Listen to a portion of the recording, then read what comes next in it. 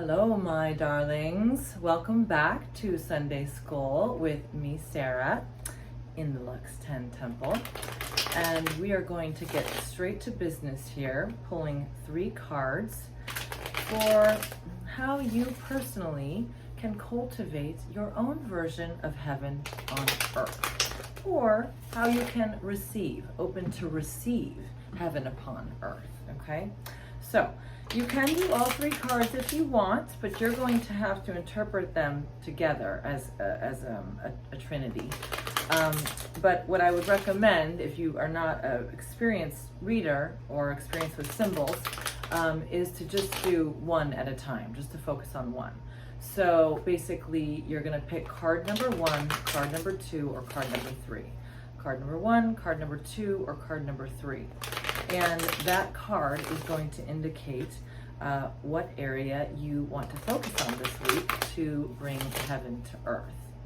There's a cat hair on the screen. You guys see it? Okay, take it off there. Okay, that's better. All right. Can't do anything without cat hairs around here. All right, pick your card, 1, 2, or 3, starting with card number 1.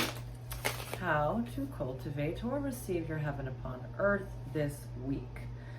Okay, the 2 urns reversed. Okay, so the 2 urns is about temperance. It's about going with the flow. It's about compromise, taking your time. When the 2 urns are reversed, you're usually advised to be less temperate, less moderate, less patient, less understanding. So temperance is like an angel almost. Temperance is always going with the flow of the situation. Temperance doesn't really take its own action without the universe spurning it into action, okay? So temperance is always harmonizing, working to harmonize above and below. So for you guys this week, card number 1, how you cultivate your heaven upon earth. So some of you can actually compromise a little bit too much. You can go with the flow a little bit too much sometimes. You may be sussing out a situation for a little bit too long, saying, I don't know, I'm testing the waters, I keep trying it out, I'm not sure if it's safe yet. Am I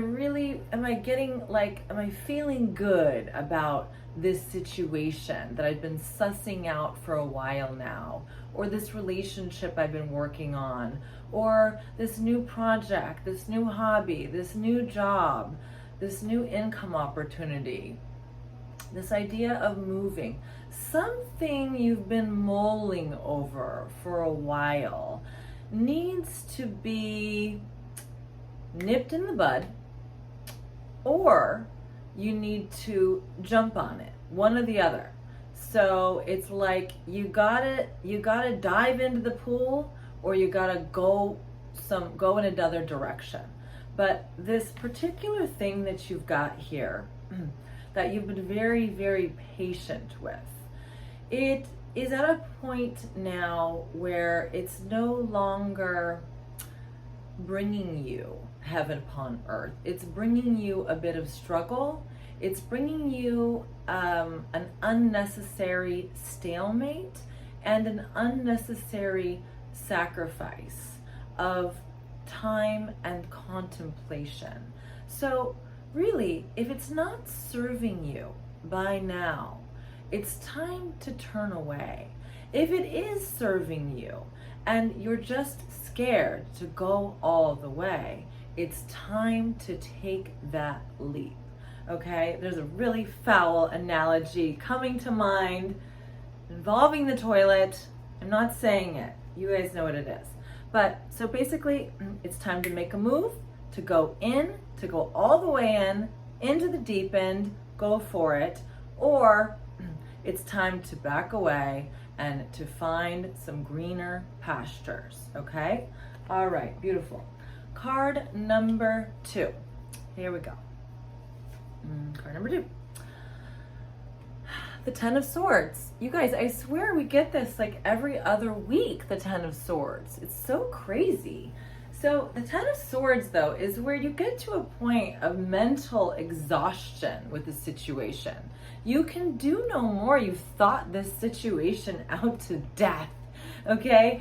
So no more suffering, no more torturing yourself, no more pain body, okay? It's time to leave a part of yourself behind, okay?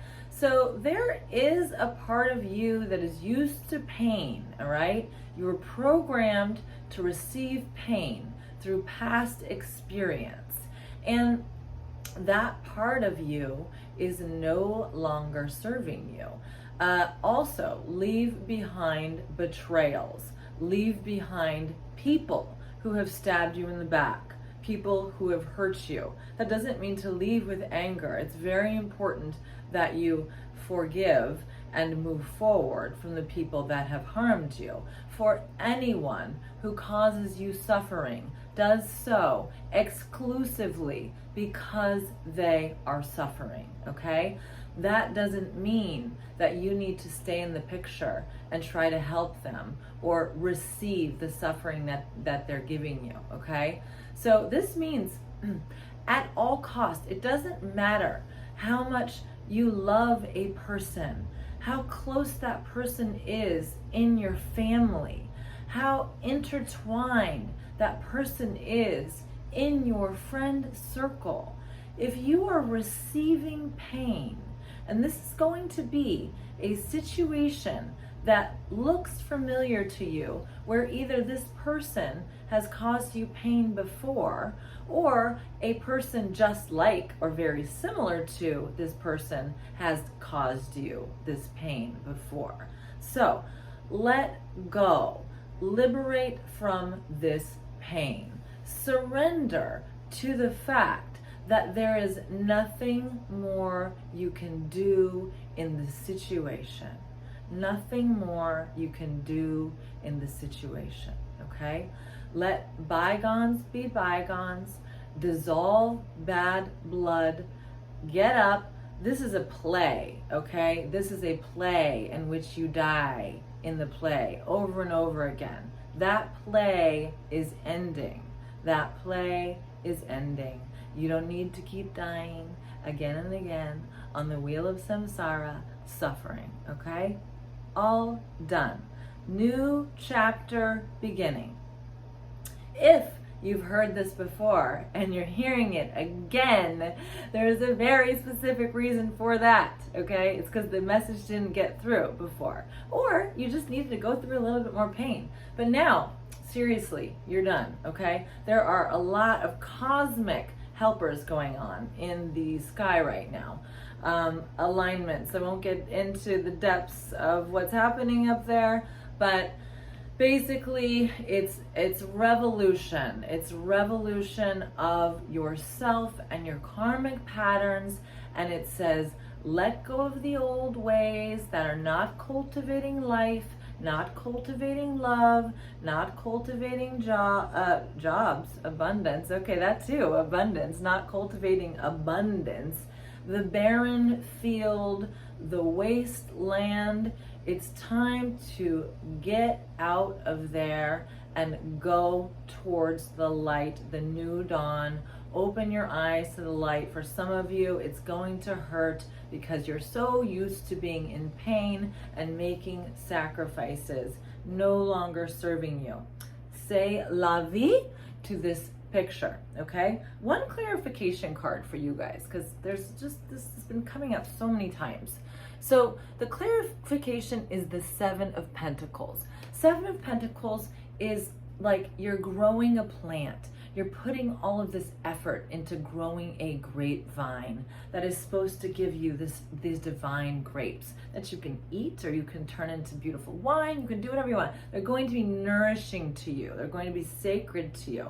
Okay, so if this thing that you've been nourishing, you've been caring for it, you've been watering it, you've been talking to it, if it just keeps coming and stabbing you in the back, if it's not growing beautiful, divine fruit to feed you and nourish you and give you pleasure, joy, ecstasy, love, lessons as well, okay? So because farming, it takes effort, right? So there's lessons to be had in growth and nurturing and care, and you care for other things as you care for yourself. But if you're caring for a thing, a person, it's going to be a person, I'm sure, and that person is not growing into a healthy individual, a healthy plant, but you just keep dealing with them and thinking maybe they're going to turn into a healthy individual if I just keep giving them this nourishment. Nope, sorry, it's vampiric. Bye-bye. Okay, that's it.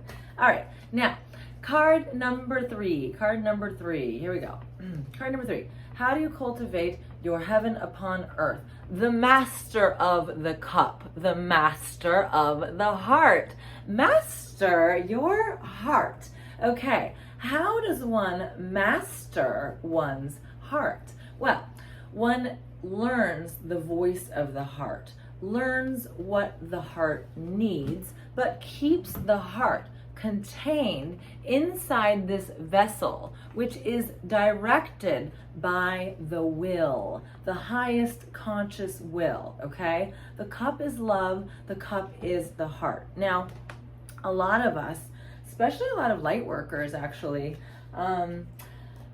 who are working to cultivate love and light upon the earth, we really work to be compassionate, to be accepting, to be unconditionally loving, okay? Unconditionally loving. But when you become the master of the cups, you learn how to unconditionally love with detachment, okay? A lot of times loving falls into the feminine, typically feminine cycles of codependency and mothering, and sistering and brothering and best friending and all of that stuff that we often do with love, rescuing, you know. We want to take things under our wing when our heart gets connected to a person.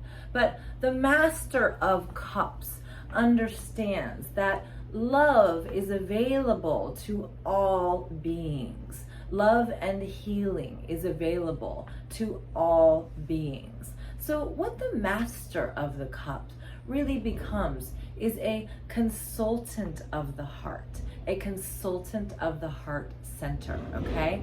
So with his or her heart, he's always connected. He's always connected, okay? And this keeps him in touch with how to relate to and help others in their purest and deepest and most divine essence, what they need, what needs to be cultivated in them, in others, okay?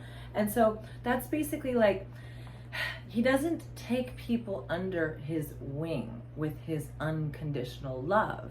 He allows people, when they are ready, to approach him in a conversational way, in perhaps it's a project, perhaps it's a relationship, but there's always balance when one has mastered their cup, mastered their heart, because you can fall madly in love with a person, but keep all of the contents, the divine water of life, within the sacred vessel of your heart. What we tend to do is just pour it over and give it to the other and let them drink it all.